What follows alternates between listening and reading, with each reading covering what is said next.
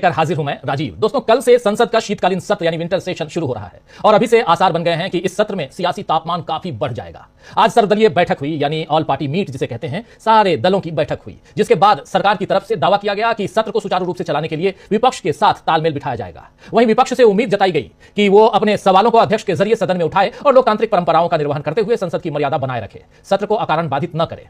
अब जिन लोकतांत्रिक मूल्यों और मर्यादा की उम्मीद सरकार विपक्ष से कर रही है, असल में वही अब बीजेपी के लिए सबसे बड़ी चुनौती बनने वाली है दोस्तों, क्योंकि विपक्ष ने पहले ही ऐलान कर दिया है कि लोकतंत्र में मतदान के अधिकार को बचाने के लिए एसआईआर के खिलाफ बड़ी लड़ाई छेड़ी जाएगी और संसद में इस मुद्दे को पूरे दमखम के साथ उठाया जाएगा।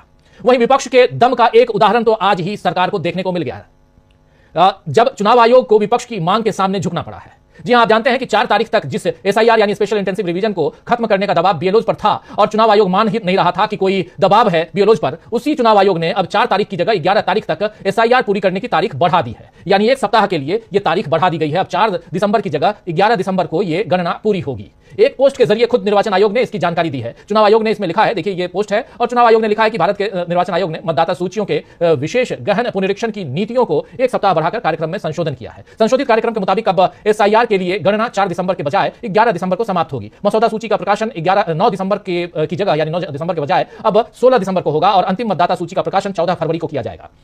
हालांकि इतना समय भी पर्याप्त नहीं है, क्योंकि विपक्ष तो कह रहा है कि जो काम पहले साल 2 साल में पूरा होता था उसे अब इतने कम समय में निपटाने की जिद क्यों है, और जब यह जिद भी जानलेवा साबित हो रही है तो फिर चुनाव आयोग समझ क्यों नहीं रहा है। बहरहाल एक हफ्ते के लिए एसआईआर की प्रक्रिया को आगे बढ़ाना विपक्ष के ही दबाव का नतीजा दिखाई देता है। वैसे कल से बीजेपी की मुश्किलें और बढ़ने वाली हैं। विपक्ष एसआईआर पर तो सवाल करेगा ही, लाल किले के पास आतंकी हमला, दिल्ली का प्रदूषण, प्राकृतिक आपदाओं से निपटने की तैयारी की कमी, आर्थिक सुरक्षा और कमजोर पड़ती विदेश नीति जैसे अहम मुद्दों पर भी विपक्ष सरकार से जवाब मांगेगा। लेकिन लोकसभा में उपनेता प्रतिपक्ष गौरव गोगोई ने इस तरफ भी ध्यान दिलाया है कि यह शायद अब तक का सबसे छोटा शीतकालीन सत्र होगा, जिसमें केवल 15 कामकाजी दिन ही होंगे। गौरव गोगोई ने कहा है कि ऐसा लगता है कि सरकार खुद संसद को डिरेल करना चाहती है। आइए जरा सुनिए नेता उपनेता संसद में, लोकसभा में उपनेता विपक्ष गौरव गोगोई क्या कह रहे हैं, सुनिए। लोकतंत्र और संसदीय मर्यादा परंपरा को खत्म करने पर तुली।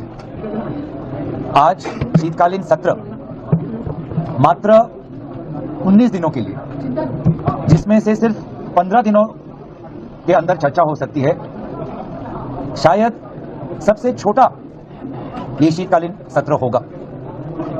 और इस शीतकालीन सत्र के आयोजन में देरी भी हुई है और इसीलिए ऐसा लगता है कि सरकार खुद पार्लियामेंट को डिरेल करना चाहती है। हमने सुरक्षा की बात उठाई